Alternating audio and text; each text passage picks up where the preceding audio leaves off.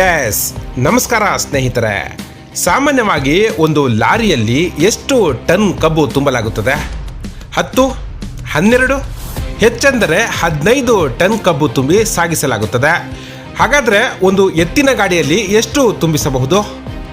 ಅಬ್ಬಬ್ಬ ಅಂದರೆ 3, 4, ಹೆಚ್ಚಂದರೆ 5 ಟನ್ ಕಬ್ಬು ತುಂಬಿಸಬಹುದು. ಆದರೆ ಯುವಕರ ಗುಂಪೊಂದು ಎತ್ತಿನ ಗಾಡಿಯಲ್ಲಿ ತುಂಬಿಸಿರುವ ಕಬ್ಬಿನ ಪ್ರಮಾಣ ಎಷ್ಟು ಅಂತ ಗೊತ್ತಾದರೆ ನೀವು ಶಾಕ್ ಆಗೋದು ಗ್ಯಾರಂಟಿ. ಹೌದು, ದಾಖಲೆ ನಿರ್ಮಿಸುವ ಸಲುವಾಗಿ ಯುವಕರು ಒಟ್ಟುಗೂಡಿ ಅಪಾರ ಪ್ರಮಾಣದ ಕಬ್ಬು ತುಂಬಿ ಜೋಡೆತ್ತಿನ ಗಾಡಿಯನ್ನು ಎಳೆಸಿದ್ದಾರೆ.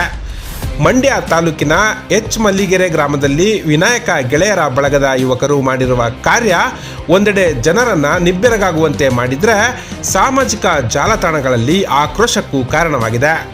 ಎಸ್, ಸಕ್ಕರೆ ನಾಡು ಮಂಡ್ಯದ ಗ್ರಾಮೀಣ ಪ್ರದೇಶಗಳಲ್ಲಿ ಆಗಾಗ ಏನಾದರೊಂದು ಸ್ಪರ್ಧೆ ಅಥವಾ ಆಟಗಳು ನಡೆಯುತ್ತಲೇ ಇರ್ತವೆ.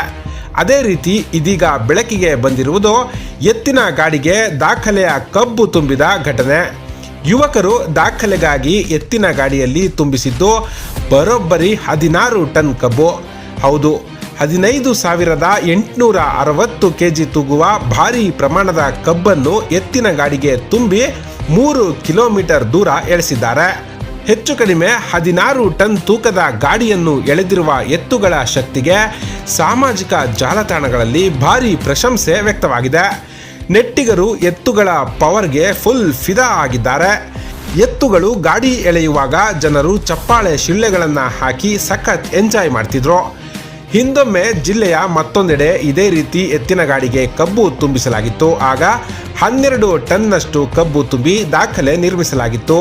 ಇದೀಗ ಎಚ್ ಮಲ್ಲಿಗೆರೆ ಯುವಕರು ಆ ದಾಖಲೆ ಮುರಿದು ಹೊಸ ದಾಖಲೆಯನ್ನ ಸೃಷ್ಟಿಸಿದ್ದಾರೆ. ಇನ್ನು ಜೋಡೆತ್ತುಗಳು ಹುರುಗಲವಾಡಿ ಗ್ರಾಮದ ಶರತ್ ಎಂಬುವರಿಗೆ ಸೇರಿದ್ದು, ಶರತ್ ಅವರು ಈ ಸಾಹಸಿ ಎತ್ತುಗಳನ್ನು ಕಳೆದ ತಿಂಗಳಷ್ಟೇ 3 ಲಕ್ಷ ಹಣ ಕೊಟ್ಟು ಖರೀದಿ ಮಾಡಿದ್ರು. ಇನ್ನು ಭಾರೀ ತೂಕದ ಕಬ್ಬನ್ನು ತುಂಬಿದ ಹಿನ್ನೆಲೆ ಮೂಕ ಪ್ರಾಣಿಗಳಿಗೆ ಹಿಂಸೆ ಕೊಡಲಾಗಿದೆ ಎಂದು ಹಲವರು ಅಸಮಾಧಾನ ವ್ಯಕ್ತಪಡಿಸಿದ್ದಾರೆ. ಜನರಿಗಾಗಿ ದುಡಿಯುವ ಮೂಕ ಜೀವಿಗಳಿಗೆ ಈ ರೀತಿಯ ಹೊರೆ ಹಾಕಿ ದಂಡಿಸುವುದು ಯಾವ ನ್ಯಾಯ ಎಂದು ಆಕ್ರೋಶವನ್ನ ಹೊರಹಾಕಿದ್ದಾರೆ.